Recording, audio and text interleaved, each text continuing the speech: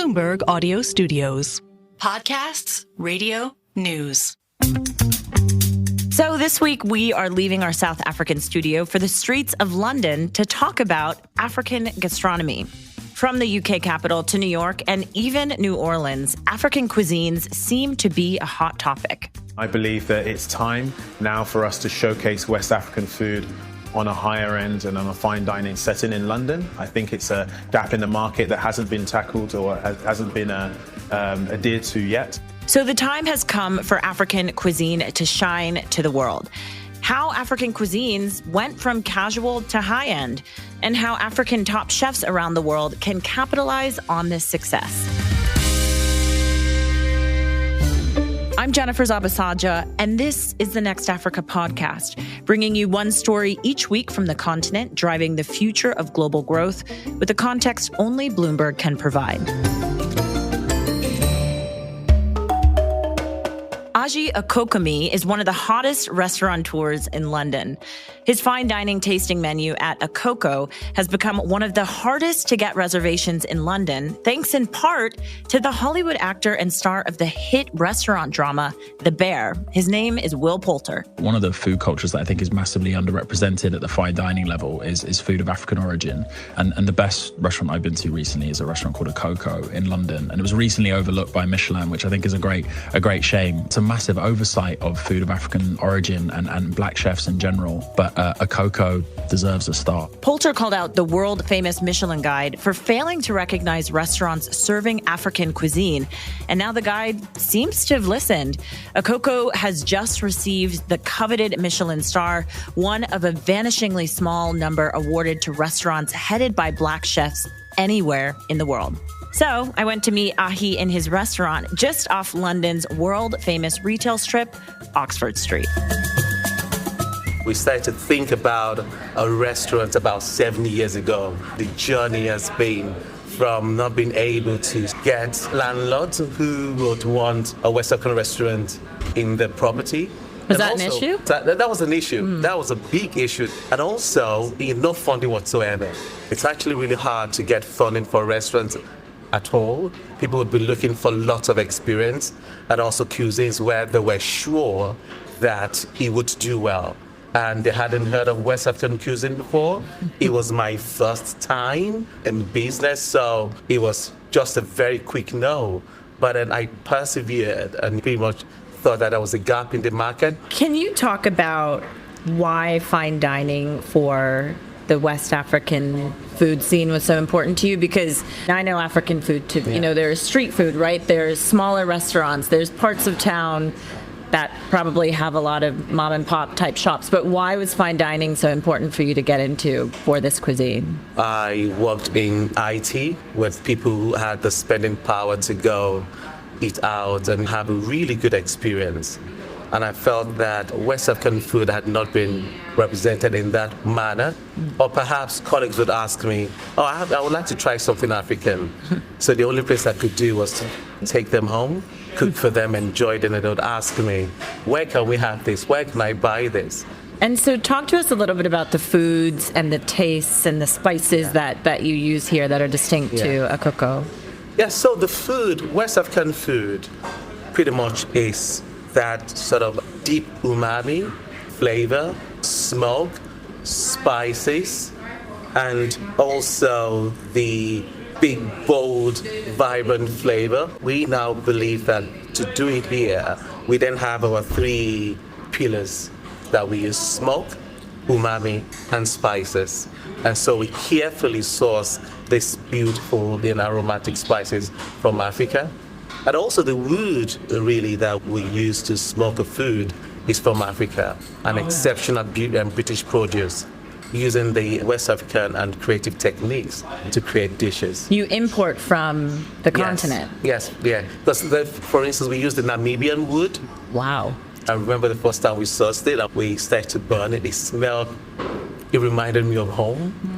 And it has its own flavor that it adds into the dishes, really. I wanted to ask you about the tasting menu format, because more and more chefs, it seems, are reverting to that. Why did you decide to do that with Akoko? So we started the restaurant as a tasting menu restaurant, and mainly because we knew that people would not be familiar with the dishes, with the flavors, and it would be difficult for them to choose. And what's that? What's Uda ice cream? What is jollof rice and all of that? We felt that it was important for us to walk them through a journey and give them a menu where we then explain the inspiration, the flavors, and where.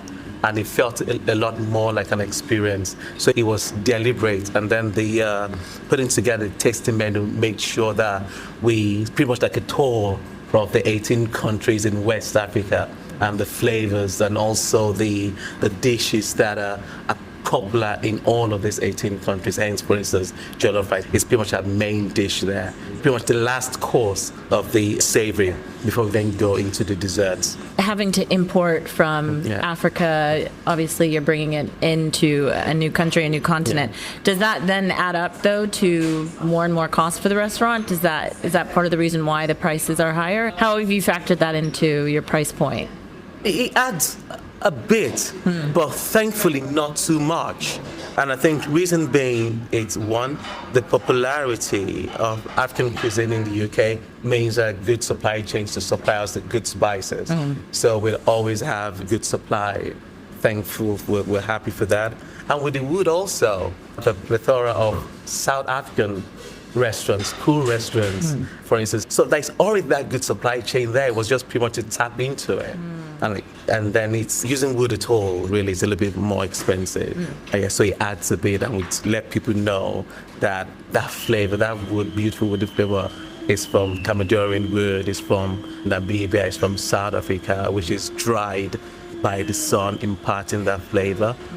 Many people might have heard the clip from Will Poulter, the actor Will Poulter, who is obviously touting black chefs and restaurants. I wonder if that had an effect on the popularity and the bandwagon that you're talking about, or what was the real turning point for this restaurant? I'll say yes, that. That was a magic moment. Were you surprised? We were very surprised, and it went viral. And we found there were videos and lots of Americans actually filming themselves hopping on the train, coming to London to come and experience Akoko. How lucky can we be? I think that even allowed Michelin, that even allowed lots of other people to really notice us. So that was a turning point in our restaurant, really, and we actually experienced lots of people. Last year, we think that we're busy now. Last year, we've always been rather busy, but from that, we were packed with lots of a waiting list. And what about the Michelin star? You have the sign outside of the restaurant. Yeah. What did that do for the same effect Will Poulter had. So the same, pretty much. Powerful Will Poulter, like a Michelin. Will Poulter, wonderful. I've met him, is wonderful. Thank you. Yes, and Michelin, yes, pretty much the same effects. And in a moment, we'll have more from Ahi, including whether the Michelin star might now mean prices could rise. Plus, Bloomberg's food editor, Kate Krader, on the rise of African fine dining and how rosy the future is looking for food from all across the continent. Welcome back. Today we are talking fine dining, and back at Akoko, I asked Ahi what the impact of the Michelin star will be on his restaurant. We've not increased the price, but what we've done since then, it's been very busy, and it's pretty much what we've been doing internally is to ensure that we retain the star, is to ensure that we are better every day, and so it's been so much work. What is it about the food? What is it about the space? What is it about the service? So it's just all of our work coming together, working every day to actually be a proper Michelin-starred restaurant. And when we are confident, when we've done all the things, even new plates, new menu is on the cards, which we're working on.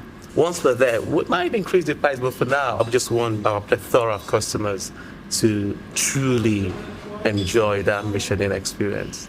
And outside of giving people a taste of your country, your culture, what do you see this doing for the continent, for the African continent, for the African people? I mean, is there something in introducing people to this cuisine that you think will then help eventually benefit your country? And it's doing wonders. And I think a plethora of people from the continent have actually come as well. And it's just for them to see a black business doing well, firstly, and also to see wonderful restaurants celebrating West African cuisine proudly. For them, it's actually knowing that they could make it. Now you can actually be a chef and then open up a restaurant somewhere in London, America, and be very successful. But also it's helping in the supply chain, really. There are lots of good dry produce that can travel, that we're not buying from the continent. There are suppliers from there, little farmers from there, that sending the goods to the UK. And then we actually recommend them to other restaurants, operators as well. The staff that you bring on, just because we're listening to the staff, yes. Not everybody, I assume, is from West Africa, right? No. How do you bring together the right mix of people who know how to get the flavors and the food right and spot on to what it is that you remember about home? And that's such an important question, because we are a West African restaurant in London, and then we wanted our team to pretty much be very diverse. We want people from all backgrounds, from anywhere, to pretty much enjoy our food, but also the cooking. So we have plethora of CVs, sometimes from Japan, sometimes from France. It's that hospitality, it's that friendliness. Come be part of us and learn about our cuisine, learn about our culture and all of that. And so that's the vibe of Akoko. So, could this be a special moment for African food? Kate Krader, Bloomberg's food editor, is joining me now to talk all through it. So, Kate, thanks so much for being on the podcast. Really great to get you on. Anyone who's traveled throughout the world, obviously, we know there's a lot of African cuisines that are known as more street food or sort of mom and pop shops. But what do you make, Kate, of this increased interest, really, with African cuisine and fine dining? To me, it's a fantastic thing to see, and it's something I didn't see so much in New York, where I've spent most of my professional career as a food writer and editor. So it's terrific to come here to London, and even in the time that I've been here, I've seen a sort of explosion in African in fine dining concepts, and even just ambitious chefs and operators who have sort of ambitious plans for African food. One reason that you're seeing so much of it in London is that people are looking for authentic experiences. And there's also just a sense that you want to see what's happening around the world in cuisines that you're not familiar with. And people are certainly not familiar enough with African food. They haven't taken it that seriously, especially in the realm of fine dining or something beyond like what you would eat after church or on a high street that wouldn't cost more than £10 for a plate or a buffet meal.